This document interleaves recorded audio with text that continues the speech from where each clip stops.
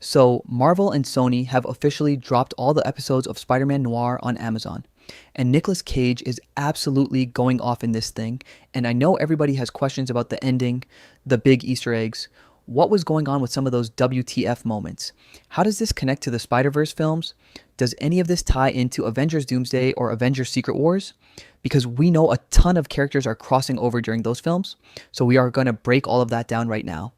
Going into this, I honestly was not expecting a huge amount of connective tissue between this and Spider-Man Beyond the Spider-Verse, and that turned out to be pretty accurate, though I will say I was really hoping for even one little Rubik's Cube moment, because that would have been such an easy nod, and they just did not do it, which is a little bit of a missed opportunity. And what you have to understand going in is that the creative team took the original Spider-Man Noir comic run and basically just used the vibe of it rather than the actual plot. So if you go in expecting a faithful adaptation, you are going to be surprised by how different this thing actually is. The core concept is still really cool though.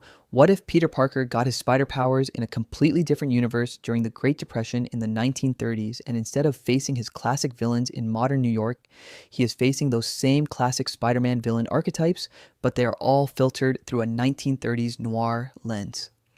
That is genuinely a fun premise, and the show leans into that pretty hard. One of the biggest departures from the source material, though, is that the original comic was loaded with big mainline A-list Spider-Man characters, and for the series, they deliberately steered away from that to make this feel as far from a traditional Spider-Man story as possible. The clearest example of that is the name change for the main character himself. Nicolas Cage is playing Spider-Man Noir here just like he does in the Spider-Verse movies, but the show goes out of its way to tell you this is a completely different version of the character.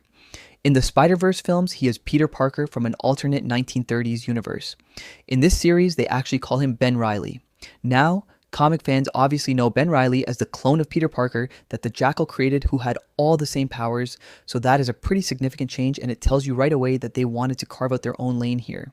Silvermane is the main villain of the season, and the enforcers they pull in have a somewhat different roster than what you might expect from the comics. The reason for that is pretty clearly because Sony and Marvel put restrictions on which big A-list characters could actually appear, since they are being held back for the movies. And speaking of which, this is genuinely a historic thing that people are not talking about enough. This is the first live-action Spider-Man television series that Marvel or Sony has attempted since the 1970s. You had the Nicholas Hammond series, the Japanese Spider-Man show, and the Electric Company segments, all back in that era, and then nothing for decades in the live-action TV space. The reason for that is that when Sony acquired the rights, they pivoted hard into the theatrical space and decided that Spider-Man was going to be a movie franchise and not a TV property. So the fact that this exists at all is kind of wild, and it only happened because Lord and Miller, who are the creative forces behind the Spider-Verse films, were far enough along in development that Sony just let it keep going, even as a lot of their other Spider-Man spin-off projects were getting canceled, especially during the big strikes when Sony decided to blow up their entire Venom and spin-off universe after the Craven movie came out, and did not perform the way they needed it to. Now, the main mysteries that the show is running through Season 1 are all about how everybody got their powers, both the hero side and the villain side. The Enforcers function here as kind of the show's version of a Proto-Sinister Six, and the show completely reinvents their origin compared to the original comic.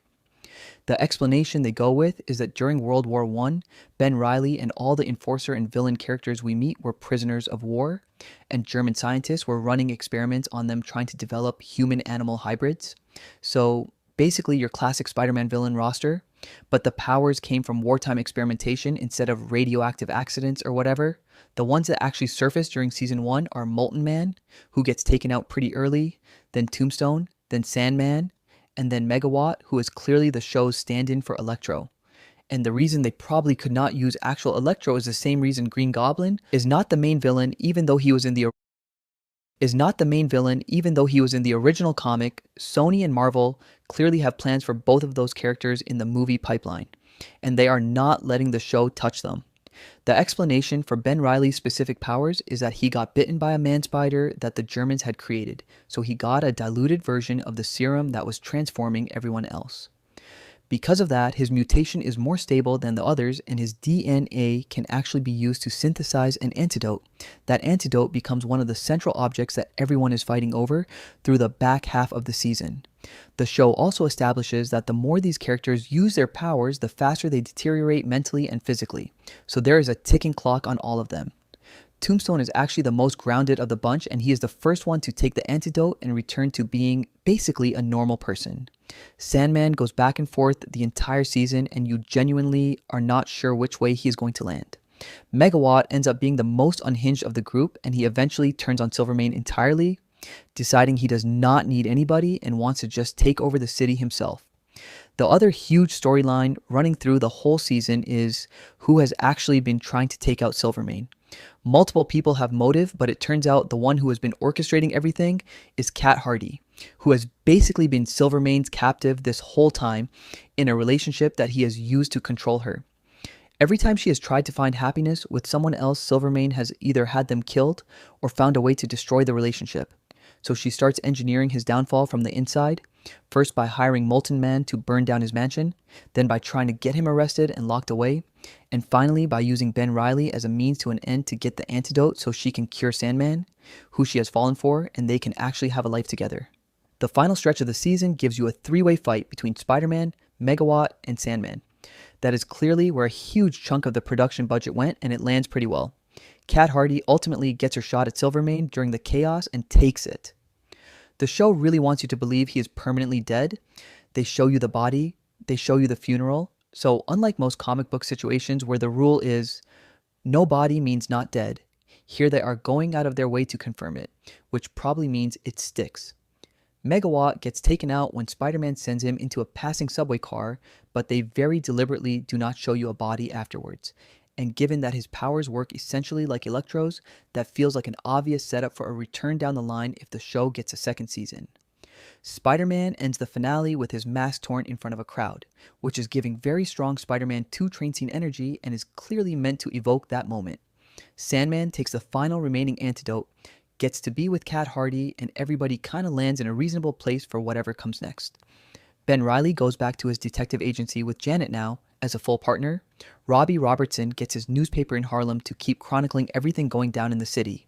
And the show leaves the door open on a bunch of other POW characters from that original group still being out there somewhere with powers, which gives you a whole roster of potential villains for future seasons. The one thing the show does right at the top is have Ben Reilly reference somebody visiting his universe once and asking what universe it is, which is obviously a nod to the Spider-Verse movies, but it also makes clear that he was never part of the Spider-Force and has not been jumping dimensions with anyone. So do not expect this version to show up in Spider-Man Beyond the Spider-Verse, and do not expect him to cross over into Avengers Doomsday either. Anytime you hear Nicolas Cage connected to those movies, people are almost always talking about a potential Ghost Rider appearance. And even that seems uncertain at this point, because Marvel has reportedly been developing Ghost Rider separately for Phase 7 with a completely different actor. Overall, the series is a genuinely solid watch, and it is the kind of thing where you finish it and immediately want more. Let me know in the comments below whether you want me to do a full episode by episode breakdown with all the Easter eggs, because there is a lot packed into all 8 of those episodes, and I want to hear what you guys thought about how the season wrapped up.